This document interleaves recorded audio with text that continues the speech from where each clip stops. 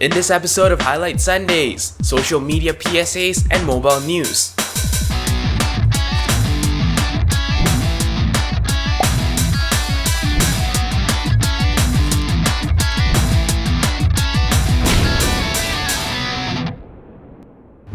Hello and welcome back to Highlight Sundays. It is the 41st week of 2013 and here are your highlights. So we start off with 3 PSAs spanning 3 competing social media outlets. So let's start off first with Facebook. Our first article comes from PC Mag and is entitled Facebook Removing Setting That Lets You Hide from Search. So here's the deal. Essentially in the past there was a setting you could check that said basically don't allow people to find my account by name. So very simply speaking, if you were to go to a search bar and you typed in that person's name, it would not actually match their profile. Essentially what this change means is that, well, that feature will be gone for good. Everyone will be searchable by name from this point on, but it's not as big of an issue as some people make it out to be. You see, even though your profile is not searchable using the search box, it doesn't mean that you have a whole lot more privacy. The reason for that, of course, is that friends of friends will very easily still find their way to your profile by just, going through the association. If people were to click on your tagged photos, they could trace it back to you as well. I believe unchecking that search by name feature also does not prevent your account from being searchable using an email address. So the idea is there are just too many ways to get to your account. So getting rid of that one possible way isn't going to help you in your privacy much. Like Facebook is saying, the more important thing is to have your privacy settings set correctly. So really, whether or not people can find their way to your accounts using your name is not so much of an issue if you have the privacy settings set right, because they cannot see anything anyway. All they will see is basically an empty profile. They will see your profile picture, your name, and your cover picture, and nothing else, which is the most important thing.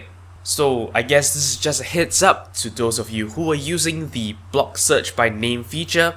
Well, that is going away, so look into your privacy settings and make sure that's set up correctly. More social media PSAs. Our next article comes from Gizmodo and is entitled Google's gonna start sticking your face and name in ads. So basically we've had this discussion when Instagram wanted to do advertising. Essentially Facebook is doing something along the same lines as well. So first of all, this is nothing out of the ordinary. Now, for those of you who don't really know what this entails, well, essentially, if in your social media experience you decide to like or add or whatever other term that social media wants to use, if you decide to like or add a particular product, essentially what happens is then, when advertisements for that product is shown, they could actually show your name alongside that product. Of course, for this setup to make any sense, this display will only be shown to your friends because if they show it to a stranger, they won't care who is this guy, nobody knows. The idea is they want to create a system of friends endorse this product and hence actually, value add their advertising. Whether or not doing things this way is ethical is a whole discussion on its own, but at least Google is assuring you that it will only do this for information that you're sharing publicly anyway. So what this means is that if your likes or ads of a particular product are private in some way, they will not share this information. To me, especially since Facebook is already doing that, I don't see so much of a problem. I mean, on Facebook, if someone likes the page of a particular product, when that product advertises, they could show that person's name alongside that product. And from my point of view, as a person seeing that endorsement, all I'm getting out of it is that, well, this person likes that product. It's really not so huge of a deal to me, and remember that, the provider of that medium is doing it for free, so they need to get the money somehow. That is, of course, the whole you are the product argument, so you know where this is going. We move on once again to our next article from Ars Technica. And this one actually involves Twitter.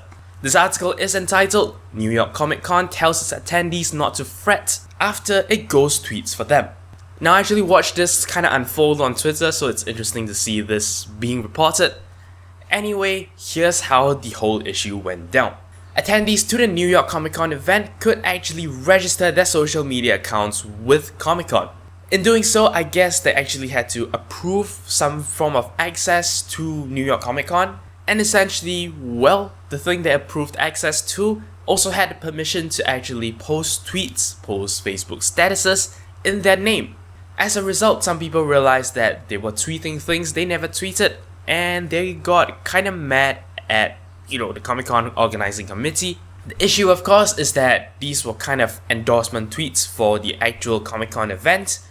If you want to look at it from the point of view of just publicity, it's really just publicity, but at the same time, it was actually, kind of compromising the trust of the users. So really, what I want to do isn't so much to actually comment on this particular issue, but more to point out the dangers of, authorizing different applications access to your social media. According to Comic-Con, this is an opt-in thing, and honestly, because most people didn't even realize that they're actually opting into something that will post tweets and statuses on their behalf, many people who are affected by this don't consider this opt-in at all. The problem is, you did actually have to, authorize the program to do this, so I guess that's what Comic-Con meant. I don't think this makes their actions more right in any way, but what I'm more interested to point out is the fact that you should always keep an eye out for whatever permissions an app asks for. Personally, I'd rather err on the side of caution and just not approve things that say they can't post my timeline, post my wall, because, well, under what circumstances would you really need to do that? So yeah, just a point to note, when you're actually using social media stuff, when you're linking things to your social media, you want to look out for things like this. Now that we're done with PSAs, let's move on to the mobile stuff. Our first article for the day comes from Lifehacker. It is entitled TabletRocket compares tablet specs and benchmarks side by side. Now, we've probably seen your fair share of, these comparison websites. You put in two different items, two different models, and it will list out all the specifications, compare them against each other, and perhaps give a score and give a price. This is a very good tool if you want to buy a certain device and you're not very sure about, how it stands in comparison to other devices. This is a system you could use to actually, get more information. I really like the interface of TabletRocket. It's very clean, it's very easy to use. You just get two text boxes, type in the names of the two products, and get a side by side. It doesn't get simpler than that. The reason why I'm pointing this out specifically is also the fact that TabletRocket is just one of a group of many similar web pages. You see, TabletRocket's partners include PhoneRocket, CameraRocket, and ReaderRocket. Of course, these will allow you to compare phones, cameras, and ebook readers respectively. All very interesting stuff. If you actually ever want to do a purchase, this would be a good tool to have in your research arsenal. We move on once again to the domain of crowdsourced projects. Our next article comes from Mashable and is entitled AppSeed Turns Your Sketches into App Prototypes. Now, this is some interesting stuff. Essentially what happens is, on a piece of paper, you will draw a sketch of an app you want to develop, something you picture in your mind, run AppSeed on your phone and take a photo of that sketch. What AppSeed will then do is it will try to look for the different UI elements that you've drawn and actually lay them out on screen in a way that, you can actually try and interact with them. Obviously, this is not magic. You will not create a working app from just a sketch. But this is actually a good way to have a feel of how things will be laid out, how, whether or not it's going to be user-friendly. So very good stuff, and also sounds really fun. Now, this is actually a Kickstarter project that has already surpassed its funding. Unfortunately, the link to actually see the Kickstarter page from this Mashable article isn't actually working. I'll try to see if I can find the original link to the Kickstarter page, and I'll put that in the description below as well. So if you're interested, do feel free to check it out. But alright, that's it. That's your 5 articles for the day. Just to do a very quick vlog segment, I just want to point out some things that happened this past week. First and most importantly, we've surpassed 2,000 subscribers. I know I've come a really long way, and I want to thank each and every one of you for your continuous support.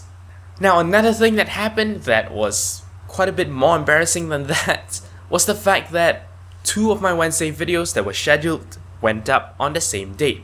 What this means, of course, is that in this past week, you've watched the Wednesday video for that week as well as the coming week.